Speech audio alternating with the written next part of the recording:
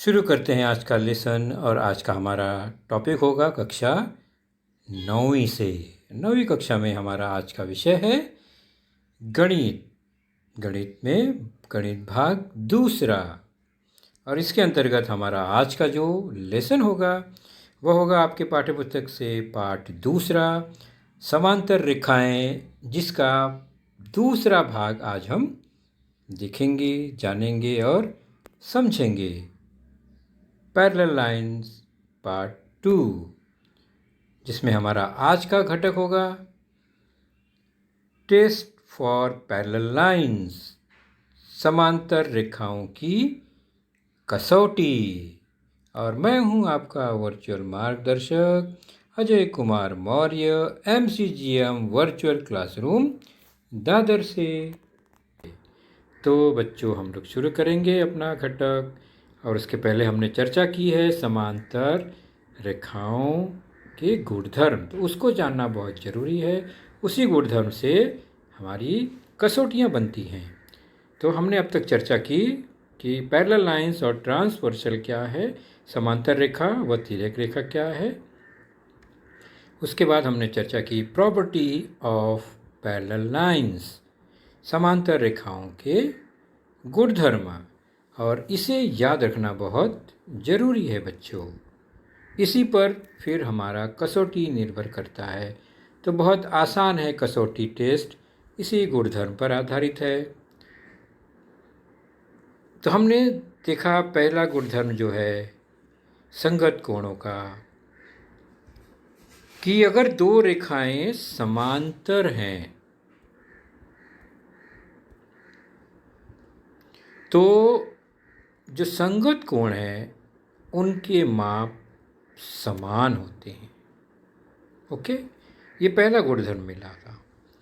Corresponding angles are congruent when given lines are parallel. तो दी गई रेखाएं समांतर हों तो तिर्यक रेखा द्वारा बनने वाले संगत कोण होंगे वे सर्वांगसम होंगे। ये पहला गुणधर्म। तो समांतर है तो संगत कोण सर्वांगसम है, ये पहला गुणधर्म। हमने दूसरी प्रॉपर्टी देखी थी, उसको भी चेक किया था। इंटीरियर एंगल्स, अंतःकोणों संबंधी गुणधर्म क्या है। तो दो समांतर रेखा और उसके अंदर बनने वाले जो अंतःकोण हैं उसके द्वारा उनके मापों को अगर हम मिलाते हैं, जोड़ते हैं, तो हमें मिलता है एक पूर्ण कोण, यानी एक हमें सरल कोण मिलता है 180 अंश का। ओके, एक रेखा पर बना सरल रेखा पर तो 180 अंश मिला। इसका मतलब हमें यहाँ पर दूसरा गुणधर्म मिला कि interior angles are supplementary when given lines are parallel. अगर दी गई रेखाएं समांतर हैं तो अंतःकोण जो होंगे वे संपूरक होंगे। बच्चे एक बात ध्यान रहे, यहाँ जो भी बातें होंगी वह दो रेखा और उनकी एक तिर्यक रेखा से संबंधित ही बात होगी हर बार। तो दूसरा गुणधर्म मिला कि समांतर रेखा द्वारा बनने वाले अंतःकोण हमेशा संपूरक होते हैं। उसके बाद तीसरा गुणधर्म हमने जांच करके देखा था एकांतर कोणों से संबंधित गुणधर्म, कि अगर रेखाएं समांतर हैं तो उनके एकांतर कोण जो हैं उनके मापों को अगर हम चेक करें तो उनके जो माप हैं वो समान होंगे, मतलब एकांतर कोण सर्वांगसम होते हैं। Interior alternate angles are congruent. तो अल्टरनेट एंगल ही है ये, जिसमें दो टाइप होते हैं, एक इंटीरियर एक एक्सटीरियर, एक अंतः एकांतर कोण, एक बाह्य एकांतर कोण की जोड़ी। लेकिन दोनों के लिए एक ही नियम है, दोनों सर्वांगसम होंगे अगर रेखाएं समांतर हैं। तो ये तीसरा गुणधर्म है, उसका पहला हिस्सा अंतः एकांतर कोण। ठीक उसी प्रकार एकांतर कोणों का दूसरी जोड़ी जो आती है वो बाह्य एकांतर कोण, यानी बाहर की ओर बनने वाले एकांतर कोण, उनके माप भी अगर हम चेक करें तो वे भी समान है। मतलब रेखाएं समांतर हैं तो बनने वाले बाह्य एकांतर कोण भी सर्वांगसम होंगे। Exterior alternate angles are congruent. तो यह भी हमें गुणधर्म मिला कि रेखा समांतर है तो बनने वाले बाह्य एकांतर कोण परस्पर सर्वांगसम होंगे। तो ये हमें एक प्रमुख तीसरा गुणधर्म मिला। तीसरे गुणधर्म में दो सब गुणधर्म हैं, एक बाह्य एक अंत एकांतर कोण। तो उन गुणधर्मों को एक साथ इकट्ठा करें तो यदि दो समांतर रेखाओं को कोई तिर्यक रेखा प्रतिच्छेदित करती है तो तिर्यक रेखा द्वारा बनने वाले संगत कोण परस्पर सर्वांगसम होते हैं, पहला गुणधर्म। अंतःकोण संपूरक होते हैं, दूसरा गुणधर्म। और एकांतर कोण भी सर्वांगसम होते हैं, ये तीसरा गुणधर्म मिला, जिसे समांतर रेखाओं के गुणधर्म कहते हैं। तो ये गुणधर्म है, यानी समांतर रेखा है पहले से ही, तो ये तीन गुणधर्म मिलते हैं, संगत कोण सर्वांगसम, अंतःकोण संपूरक, एकांतर कोण भी सर्वांगसम होते हैं। तो ये समांतर से गुणधर्म बनता है। तो इन्हीं गुणधर्म का उपयोग करके हम एक प्रमेय सिद्ध कर सकते हैं, एक प्रॉपर्टी सिद्ध कर सकते हैं त्रिभुज की। उसको हम समझने का प्रयास करते हैं। आपके पाठ्य पुस्तक में पेज नंबर 18 पर ये विस्तृत लिखा हुआ है, उसे एक बार देखकर हम इसे केवल समझने का प्रयास करते हैं कि अगर कोई त्रिभुज है ABC, उसके 3 अंतःकोण होंगे, तो हमें यह सिद्ध करना हो कि इन तीनों कोणों के मापों का योग, जैसे यहाँ पर कोण ABC है और दूसरा कोण ACB और तीसरा अंतःकोण कोण BAC, इनके मापों का योग 180 अंश होता है। अगर हमें सिद्ध करना हो तो हम समांतर रेखाओं के गुणधर्म का उपयोग कर सकते हैं, जो कि आपके पाठ्य पुस्तक में पेज नंबर 18 पर विस्तृत रूप में लिखा गया है। यहाँ हम ध्यान से देखेंगे और समझने का प्रयास करेंगे। बाकी प्रमेय विस्तृत रूप से पाठ्य पुस्तक में ही लिखा गया है। तो चलिए शुरू करते हैं कि एक त्रिभुज है, उसमें 3 कोण हैं ABC। हमें सिद्ध करना है कि ये तीनों का मापों का योग 180 अंश होता है। चलिए शुरू करते हैं। सबसे पहले क्या करेंगे, यहाँ पर कोण के माप लिख दिया मैंने, कोण XYZ, ताकि आसानी से बार बार कोण का नाम न लिखना पड़े, बार बार न बोलना पड़े, तो हमने कोण के माप लिख दिए। अब क्या करते हैं, जो भुजा BC है, कोई भी एक भुजा, तो हमने BC लिया,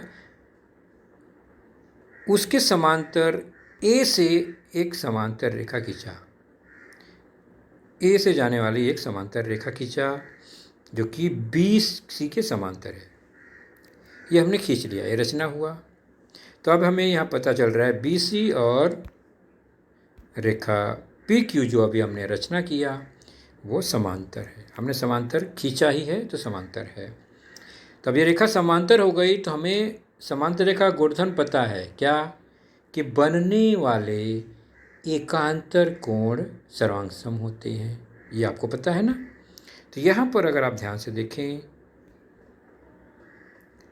तो A पर एक कोण जो बना है और नीचे B पर जो कोण बना है वो एकांतर कोण है।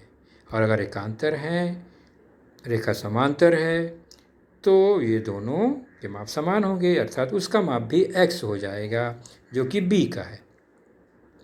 ठीक उसी प्रकार दूसरी और राइट साइड में देखें तो वहाँ भी एक एकांतर कोण बन रहा है। तिर्यक रेखा AC और PQ और BC समांतर है। इसका मतलब उस एकांतर कोण जो कि ऊपर बना है उसका माप y के बराबर हो गया। तो उस रेखा जो PQ है उसके इर्द गिर्द एक रेखा पर ये 3 कोण मिल गए, x, y और z। और ये पूरा एक सरल रेखा पर बना हुआ कोण है। सरल रेखा पर जितने भी कोण होंगे उन सब का योग जो होगा 180 अंश ही होगा। तो हम 2 को जोड़ के तीसरा मिलाएंगे तो 2 जोड़ी बनेगी, तो उसको हम रेखीय युगल कोण बना सकते हैं। तो इसका मतलब ये जो कोण x है, ये जो y है और इसमें जो z है बीच का, वो मिला देंगे तो वो तीनों सरल रेखा पर है, इसलिए उनका योग कितना हुआ 180 अंश। अब अगर x y z को मिला के x को जोड़ेंगे तो वो रेखीय युगल कोण की तरह हो जाएगा। इसका मतलब ये हुआ कि ये x y z 180 अंश हो गया, सरल रेखा पर कोण हो गया, और त्रिभुज के तीनों कोण भी x y z ही हैं, तो तीनों कोणों का योग भी 180 अंश ही हो गया। यही हमारा साध्य था। इसको आप डिटेल में जानना चाहेंगे, लिखा हुआ है पाठ्य पुस्तक में पेज नंबर 18 पर। तो किस तरह से ये होता है ये हमने यहाँ समझा, बाकी तो लिखना है, तो लिखने की क्रिया हम इस पेज पर नहीं करेंगे, आप टेक्स्ट बुक से देखकर प्रमेय को नोट कर लेंगे। तो ये था समांतर रेखाओं के गुणधर्म का एक उपयोग। तो हमने समांतर रेखाओं के 3 गुणधर्म देखे।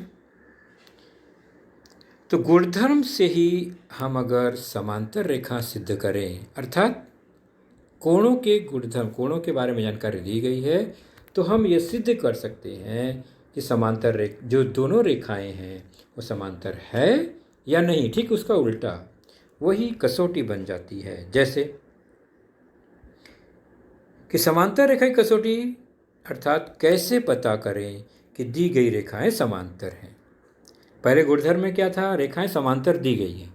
यहाँ कसौटी ये है कि हमें जांचना है कि क्या रेखा समांतर है।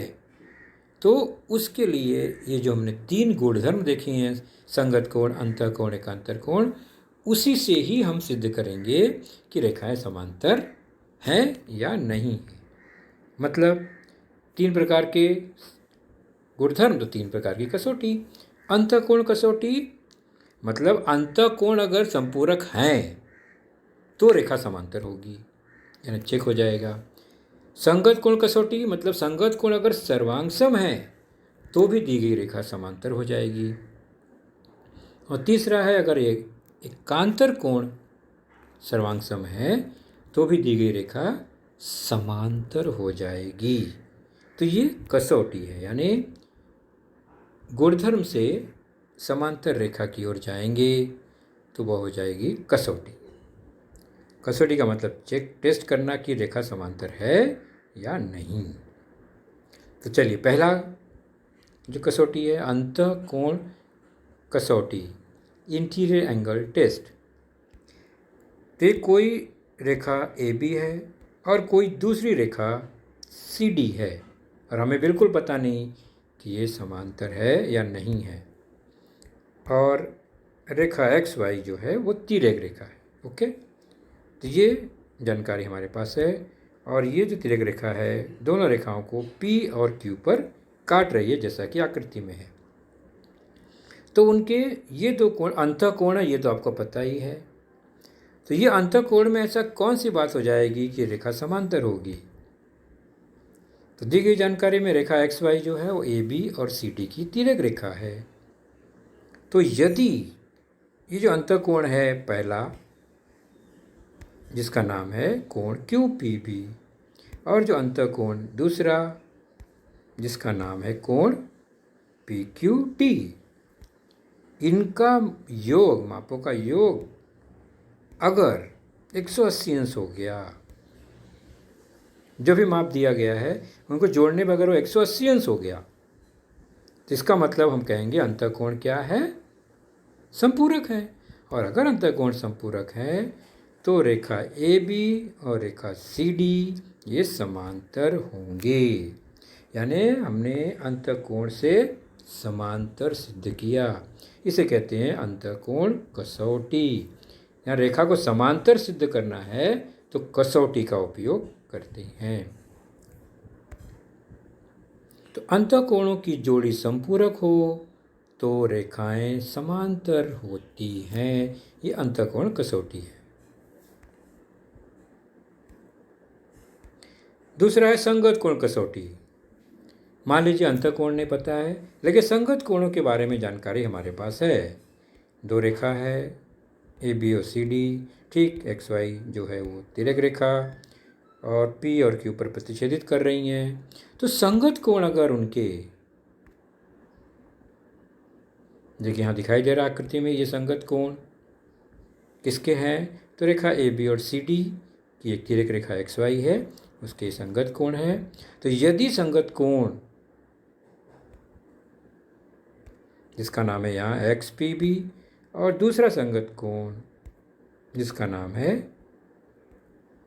पी क्यू डी, अगर इनके माप बराबर हैं तो क्या होगा? संगत कोण अगर समान है तो भी रेखा समांतर हो जाएगी। तो रेखा को समांतर सिद्ध करने के लिए संगत कोणों का उपयोग हम कर सकते हैं। यदि संगत कोण सर्वांग हो तो रेखाएं समांतर होती हैं। तो यहाँ पर दूसरी कसौटी है, संगत कोणों की जोड़ी सर्वांग हो तो रेखाएं समांतर होती हैं। तो कसौटियाँ केवल रेखाएं समांतर सिद्ध करने के लिए ही उपयोग में लाई जाएंगी। तीसरी कसौटी है एकांतर कोणों की। ठीक उसी प्रकार जैसे कि संगत कोण था कि दो रेखा कोई भी हो, उसकी एक तिर्यक रेखा हो और उस पर जो एकांतर कोण बन रहे हैं, चाहे वो बाह्य एकांतर कोण बने चाहे अंत एकांतर कोण बने। यहाँ अंत एकांतर कोण बना हुआ है, तो ये जो दोनों कोण हैं इनके नाम ए पी क्यू और दूसरा एकांतर कोण जिनके नाम क्यू पी डी हैं, अगर इनके माप समान हैं तो माप समान हो गए एकांतर कोणों के, तो हमें मिलेगा कि रेखा ए बी और रेखा सी डी समांतर ही हैं। तो ये तीसरी कसौटी है कि एकांतर कोणों की जोड़ी सर्वांग हो तो रेखाएं समांतर होती हैं, चाहे वो बाह्य एकांतर हो चाहे वो अंत एकांतर कोण हो।